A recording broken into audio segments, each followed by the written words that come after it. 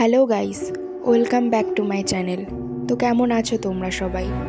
আমি আজকে এক্সপ্লেন করতে চলেছি 2023-এ রিলিজড দ্য নান 2। তো চলো দেরি না করে টপিকে চলে যাই।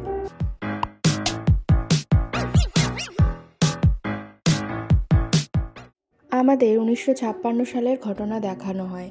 জ্যাক ফাদারের কথা মতো চার্চের সভা শুরু হওয়ার আগে সবার জন্য পবিত্র ওয়াইন নিয়ে আসে ও তারপর ও সবাইকে দিয়ে বাকিটা স্টোরেজ রুমে রাখতে যায়। যাওয়ার পথে সিঁড়িতে একটা ফুটবল দেখতে পেলে সেটা একটা অন্ধকার ঘরের দিকে ছুঁড়ে দেয়, কিন্তু সেটা বারবার ছুঁড়ে দিলেও ওর কাছেই ফিরে আসে। এরপর ওয়াইনের বোতল ওই ঘরে রেখে দেয়, আর তারপরেই হঠাৎ ওই বোতলটা ফেটে গেলেও ফাদারকে গিয়ে বলে। ফাদার এসে দেখে ঘরে কেউ যেন দীর্ঘ নিঃশ্বাস ফেলছে। ফাদার ও জ্যাক চারিদিক খুঁজতে থাকলে হঠাৎ যেন দেখতে পায় অন্ধকারের মধ্যে ভ্যালাক নানকে। জ্যাকের সামনে সেই অশুভ শক্তি ফাদারকে শূন্যে তুলে জীবন্ত জ্বালিয়ে দেয়। এই সময় চার্চের বাইরে একজনকে দেখা যায়, যার পিছনে ছিল নানের অশুভ ছায়া। এরপর সিন শিফট হয় আর দেখানো হয় সিস্টার আইরিনকে আর তার প্রিয় বন্ধু সিস্টার ডেবরাকে। ডেবরা এসেছে মিসিসিপি থেকে এই মিশনারিতে। ডেবরা ছোট থেকে অভাবের মধ্যে জীবন কাটিয়েছে, তাই তার বাবা তার দাদাকে সৈনিক ও তাকে সিস্টার হিসাবে এখানে পাঠিয়েছে। আর আইরিন ছিল তার মায়ের একমাত্র ভরসা, কিন্তু ওর মা মারা যাওয়ার পর ও এখানেই থাকে। এর কিছুক্ষণ পর ওদের সিনিয়র সিস্টার সেন্ট কার্টার চার্চে কিছু নানদের হঠাৎ মারা যাওয়ার কথা বলতে থাকে সবাইকে, যেখানে একটা প্রিস্ট ও নান একটা পবিত্র অ্যানশিয়েন্ট রিলিক, যেটায় যীশুখ্রিস্টের রক্ত ছিল, সেটা দিয়ে একটা ডেমনকে হারিয়ে দেয়। কিন্তু এরপর থেকে সেই নানকে আর খুঁজে পাওয়া যায়নি। আসলে এখানে নানের ফার্স্ট পার্টের গল্প ওরা শোনাচ্ছিল, আর আমরা জানি এই নান ও প্রিস্ট আর কেউ নয়, এরা আইরিন ও মরিস। এখানে আইরিন নিজের পরিচয় গোপন করে রেখেছে, তাই তাকে এখানকার কেউ চেনে না যে সেই আইরিন। একদিন আইরিন ঘুমের মধ্যে মরিসের স্বপ্ন দেখে জানতে পারে তার ভিতরে থাকা ভ্যালাক আরও শক্তিশালী হয়ে উঠেছে। আর অদ্ভুতভাবে সেই দিনই ওই চার্চের হায়ার অথরিটি থেকে একজন ফাদার ওর সাথে দেখা করতে আসে। সে জানায় বিগত কিছুদিন ধরে কিছু জায়গা থেকে চার্চের সদস্যদের মৃত্যুর খবর আসছে, আর তার মধ্যে কিছুদিন আগে টারাস্কানের ফাদারের মৃত্যুর খবরও আছে, যেটা আমরা সিনেমার শুরুতেই দেখেছি। আর প্রতিটা মৃত্যুই একটা প্যাটার্ন মেনে হচ্ছে। এর মধ্যে আরেকজন ফাদার ব্রুক কলেরায় মারা গেছেন, তাই এই ঘটনার তদন্তের জন্য হায়ার অথরিটি আইরিনকে পাঠাতে চায় ফ্রান্সে। প্রথমে আইরিন যেতে না চাইলেও অথরিটির চাপে তাকে যেতে বাধ্য হতে হয়। আমরা দেখি আইরিন ট্রেনে যাচ্ছে, কিন্তু তার সাথে সাথে ডেবরাও চলে এসেছে, কারণ সে আইরিনকে একা ছাড়বে না। এরই মধ্যে আমরা দেখি ফাদার মরিসকে। সে ফ্রান্সের একটা গার্লস মিশনারিতে কাজ করে। এইখানে টিচার কেট ও তার মেয়ে সফির সাথে সে বেশি ক্লোজ। ওখানকার সবাই মরিসকে খুব পছন্দ করে তার ব্যবহারের জন্য। কিন্তু নানের ফার্স্ট পার্টে আমরা দেখেছিলাম ভ্যালাক নান শেষ হয়নি, বরং মরিসকে পজেস করে নেয়। এর জন্য মরিস মাঝে মধ্যে অদ্ভুত ব্যবহার করে, যেটা তার অজান্তেই হয়ে থাকে। একদিন গার্লস মিশনারির একটা বাজে মেয়েদের গ্রুপ সফিকে জোর করে একটা জায়গায় নিয়ে যায়, যেখানে যাওয়া সবার মানা। সেখানে গিয়ে তারা অদ্ভুত জিনিস দেখতে পায়। সেখানে ওই মেয়েগুলো ওকে একা ফেলে হঠাৎ চলে যায়। সফি ভয় পেয়ে চারিদিকে খুঁজতে থাকে বেরোনোর রাস্তা। এই সময় ভ্যালাক এসে ওকে হন্ট করতে থাকে, কিন্তু মরিস কোনো রকমে সেই অবস্থায় ওকে বাঁচিয়ে নেয়। এরপর মরিসকে ক্যাট জানায় ম্যাডাম লরেন্ট, যার দায়িত্বে মিশনারিটা, তার ছেলে যুদ্ধের সময় মিশনারির এই ভাগে বোম পড়ে মারা যায়। তাই জন্য ম্যাডাম সেই দিন থেকে এই অংশ বন্ধই রেখেছে। অন্যদিকে আমরা দেখি আইরিন ও ডেবরা ফ্রান্সে পৌঁছে গেছে। ওরা ওখানে এসে জানতে পারে শহরের লোকেরা এই চার্চে আসা বন্ধ করে দিয়েছে, কারণ ওরা মনে করে এই চার্চ এখন অভিশপ্ত। ওখানকার অন্য একটি সিস্টার জানায় যে ওই ঘটনার একমাত্র প্রত্যক্ষদর্শী হলো জ্যাক, আর ওই ফাদারের মৃত্যুর কিছুদিন আগে সেখানে কাজ করতে এসেছিল ফ্রেঞ্চি নামের একজন, আর ওই ঘটনার পরেই ওই চার্চ ছেড়ে সে চলে গেছে। ফ্রেঞ্চি নামটা শুনতেই আইরিন চমকে ওঠে, কারণ মরিসের ডাকনাম ছিল এটা। সেদিন রাতে চার্চের বাইরে আইরিন জ্যাককে দেখতে পায়।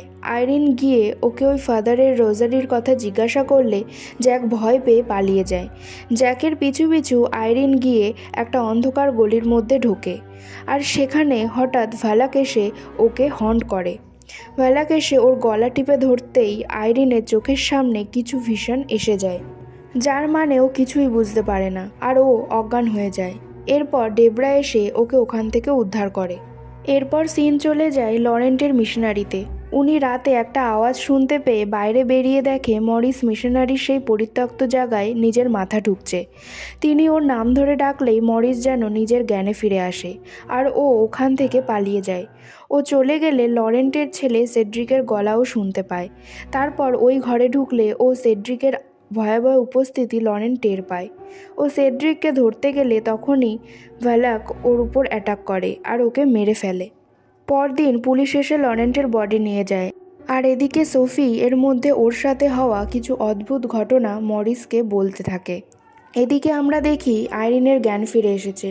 ও তখন ওর দেখা সেই ভিশনের কিছু কিছু আইডিয়া করতে থাকে। ওর মনে হয় ভ্যালাক মরিসকে ব্যবহার করে কোনো পাওয়ারফুল অ্যানশিয়েন্ট রেলিক অর্জন করতে চাইছে, আর সেটা পেয়ে গেলে ভ্যালাক মরিসকে মেরে ফেলবে।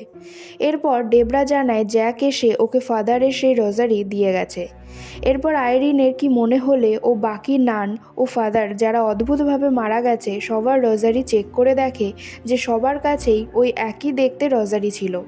এর মানে প্রতিটা মৃত্যুই কোনো না কোনোভাবে এটার দ্বারা কানেক্টেড। কিন্তু ওরা জানে না এই চিহ্নের আসল অর্থ কী। আইরিনের এক বন্ধু ক্যাথলিক আর্কাইভসে কাজ করত, তাই ওর থেকে আইরিন জানতে পারে এই চিহ্ন পবিত্র সেন্ট লুসির বংশের। যখন সেন্ট লুসিকে খুন করা হয় তখন তার এক বংশধর প্রাণ বাঁচানোর জন্য পালিয়ে যায়, আর ইতিহাসে বলা আছে সেই সেন্ট লুসির বংশধর একটা পবিত্র রেলিক প্রোটেক্ট করছে, যা হলো সেন্ট লুসির চোখ। আইরিন তখন বোঝে ওই বন্ধুর বলা এই কথাগুলোর সাথে সেদিনকার সেই ভিশন মিলে যাচ্ছে, কিন্তু ও বুঝতে পারে না সেন্ট লুসির চোখ ভ্যালাকের কেন প্রয়োজন। তখন ওর বন্ধু বলে এটা হতে পারে যে ভ্যালাক একসময় হয়তো কোনো এঞ্জেল ছিল, যাকে ক্ষমতাচ্যুত করে ঈশ্বর স্বর্গ থেকে বহিষ্কার করেছিলেন। তাই ওর আবার সেই ক্ষমতা ফিরে পাওয়ার জন্য প্রয়োজন সেন্ট লুসির চোখ। তাই সে বিভিন্ন জায়গায় সেন্ট লুসির বংশধরদের মেরে বেড়াচ্ছে। তাই যেমন করে হোক আইরিনকে ভ্যালাকের আগে ওই চোখ খুঁজে বের করে তাকে নরকে পাঠাতে হবে। কিন্তু কথা হলো এই চোখ পাবে কোথায়। এরপর ওর বন্ধু একটা পুরনো বই থেকে ওদের জানায় যে ওই চোখটা লাস্ট টাইম জন বল রেডার নামে এক মঙ্কের কাছে ছিল। তারপর তিনি ওই রেলিকটা তার সেই মনাস্ট্রির কোথাও পুঁতে রেখেছিলেন, যেটা পরবর্তীকালে বেচে দেওয়া হয়। কিন্তু বর্তমানে ওটা একটা বোর্ডিং স্কুল, যার ওনার ম্যাডাম লরেন্ট। এগুলো জানার পর ওরা আর দেরি না করে বেরিয়ে পড়ে সেই মিশনারির উদ্দেশ্যে। এদিকে এর সাথেই দেখা যায় মরিসের মধ্যে পরিবর্তন আসতে। মরিসের ঘাড়ে উল্টো ক্রসের চিহ্ন ফুটে উঠেছে, আর ভ্যালাক ওদের সবাইকে হর্ন করতে শুরু করেছে। ভ্যালাকের হাত থেকে বাঁচতে ওরা যখন পালাচ্ছিল তখনই ওদের সাথে দেখা হয়ে যায় আইরিন ও ডেবরার। আইরিন এরপর সবাইকে মরিসের থেকে দূরে থাকতে বলে, কারণ ওর ভেতরেই ভ্যালাক আছে। আর তারপরেই মরিস পজেস হয়ে যায় ও ওদের সবার উপরে অ্যাটাক করতে থাকে। আইরিন ওকে শান্ত করার চেষ্টা করলে ও একটু থেমে যায়, আর ডেবরা এই সুযোগে ওর মাথায় বাড়ি মেরে অজ্ঞান করে দেয়। ও ওকে বেঁধে ফেলে। এইসব চলাকালীন আইরিন জানতে পারে মিশনারির ওই পরিত্যক্ত জায়গায় মরিস বারবার যায়। তাই ও আইডিয়া করে রেলিকটা হয়তো মিশনারির ওই জায়গাতেই পোতা আছে। এই কথাটা শুনেই সোফির সন্দেহ হয়, আর ও আইরিনকে বলে যে ও আগের দিন এসে কাচের জানলায় আঁকা ডেভিল গোটের চোখ দেখেছিল, যেটায় দিনে একসময় সূর্যের আলো এসে ঘরের একটা পার্টিকুলার জায়গায় পড়ে। ডেবরা বাইরে গিয়ে টর্চের আলো ফেললে সেই আলো রিফ্লেক্ট হয়ে মেঝের একটা জায়গায় গিয়ে সেই আলো পড়তে দেখা যায়, যেটা খুঁড়ে ওরা সেই লুজির চোখ খুঁজে পায়।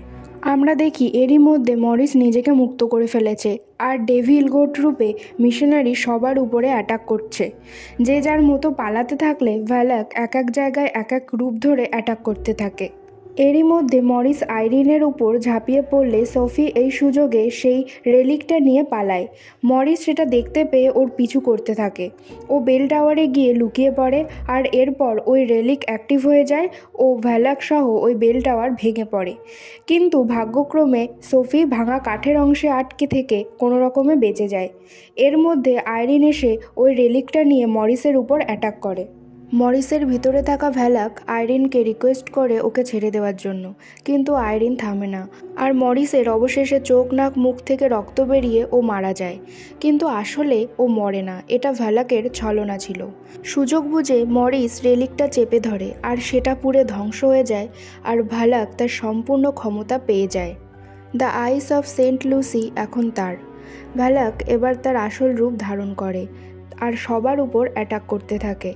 ভ্যালাক এবার সেই ফাদারের মতো আইরিনের গায়ে আগুন লাগিয়ে দেয়। আইরিনের মনে পড়তে থাকে তার মায়ের কথা, যে সে সবসময় তার সাথে আছে।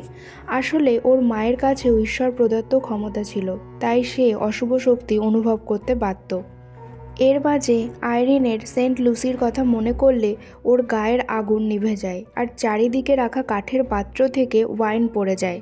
তখন ওর আর ডেবরার মনে হয় যেমন চার্চে ওয়াইনকে যীশুখ্রিস্টের রক্ত হিসাবে দিয়ে পবিত্র মানা হয়, সেই মতো ডেবরা ও আইরিন একসাথে হাত ধরে ঈশ্বরকে স্মরণ করতে শুরু করলে সেখানে পড়ে থাকা ওয়াইন যীশুখ্রিস্টের রক্ত হিসাবে ভ্যালাকের উপর ছড়িয়ে পড়ে আর ভ্যালাক আগুনে জ্বলতে শুরু করে। এরপর ভ্যালাক আস্তে আস্তে শেষ হলে সব কিছু শান্ত হতে শুরু করে। মরিস এবার ধীরে ধীরে সুস্থ হয়ে উঠতে থাকে। আগেরবার মরিস আইরিনকে বাঁচিয়েছিল, এবার ও মরিসকে বাঁচালো। আর এখানেই শেষ হয় দ্য নান 2।